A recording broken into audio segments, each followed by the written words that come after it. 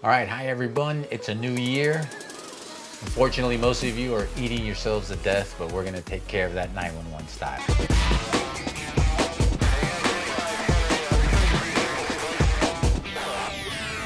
All right, guys, thank you so much for the support of the channel. We're over 7,000 subscribers at this point. I want to throw a shout out to Captain Paul Simon. He's a friend of the show, watches it. So a nice shout out. Thank you for your support. And also to my beautiful new grandchild. This is number 3 for me, Emilia C. Love you. Beautiful picture of her. We're gonna jump right into the 911 guidelines. These are the food guidelines that I've been able to develop over the last year. It's taken a lot of research, and one of the things I'm very proud of is that you can go to the Harvard School of Medicine website and review these guidelines, and you're gonna see they're pretty much on point. They're gonna be available as a download. It's a 2-page summary, and it should give you everything that you need to know about diet and about eating healthy. Even though we don't count calories, we do want to be aware of the number of calories that we're taking in. And once we get an idea, you don't have to count them. You just have to be aware.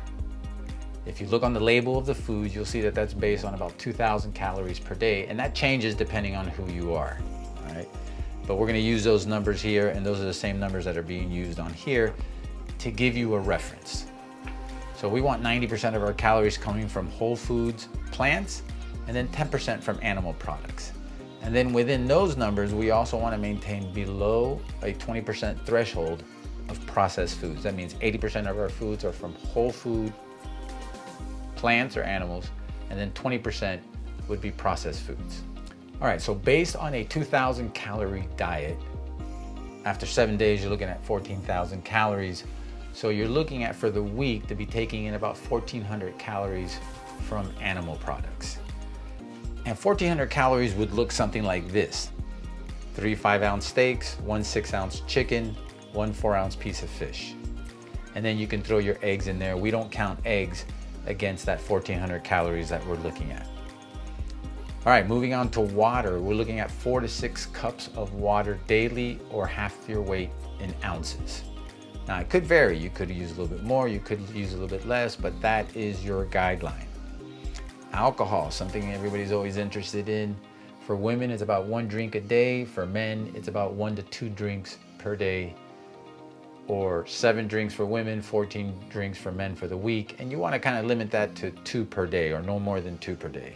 Moving on to items to avoid. Number 1 on that list is flour. It's one of the biggest enemies, I think, that are hidden, that people are not realizing. That flour is a powder that you're going to be reconstituting with oil, salt, sugar, eggs. So definitely flour is something we want to eliminate. There's a lot of products now that are available that you can get that are not, the first ingredient is not flour.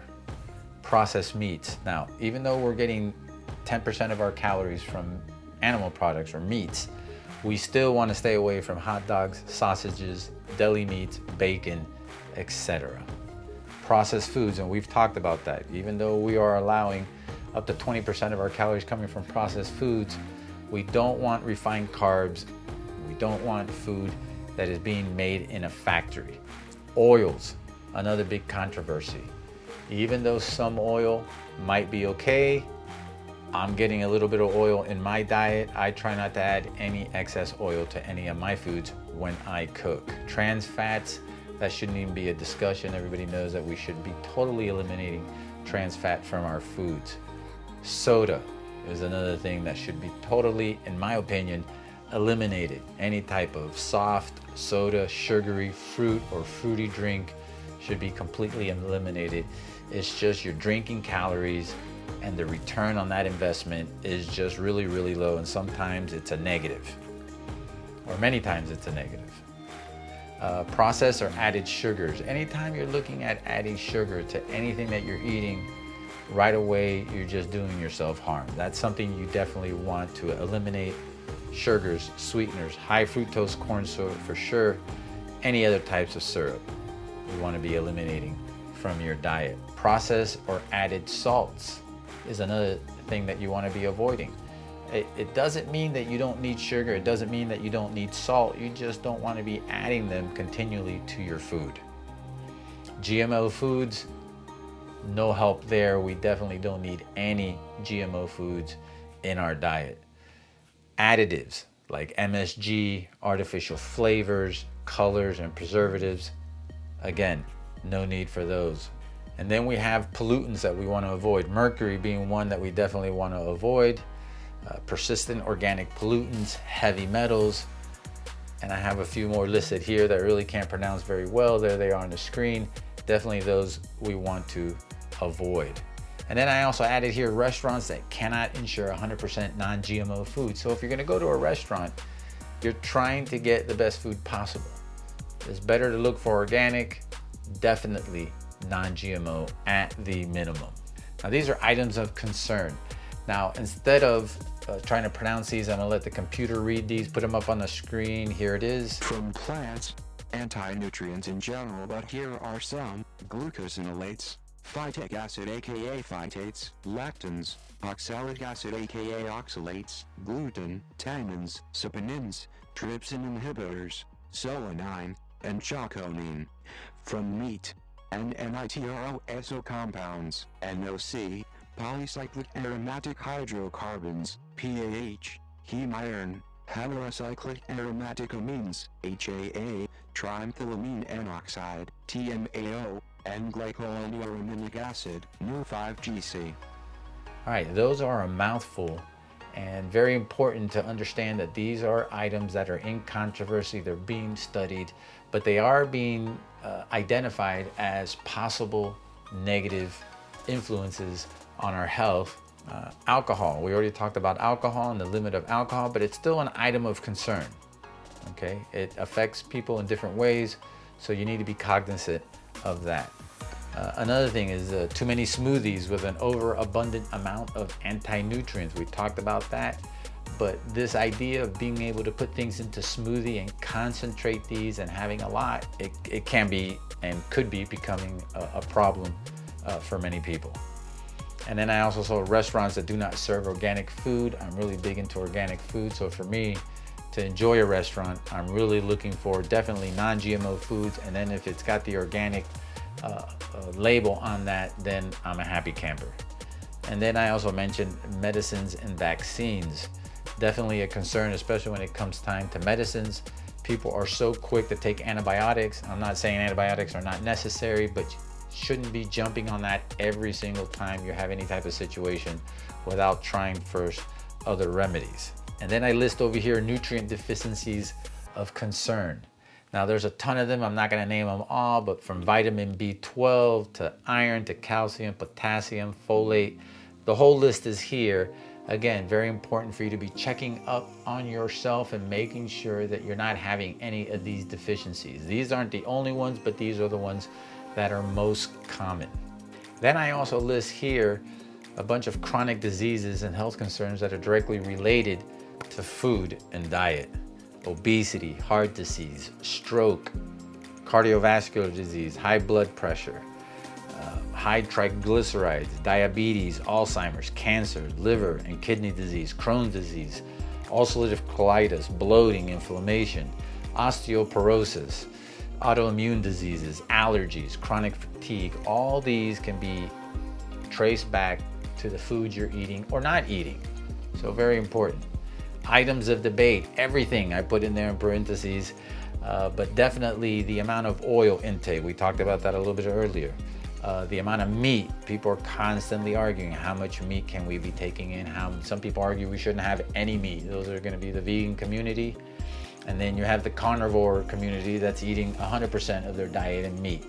So these things are in debate. I believe the science is pushing us where 10% is a great number.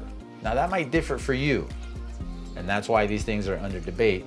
There's just things you need to be aware of. Fish. Even though I love fish, fish is a good food, but because of the mercury in it, it's really an item of concern for me. I really limit my fish intake to probably about once a month, if that, because I'm so concerned about the mercury. The amount of nuts, sugar, salt, and dairy. Dairy is another big item of debate. Here at 911 Health and Fitness, we've kind of recommend zero dairy.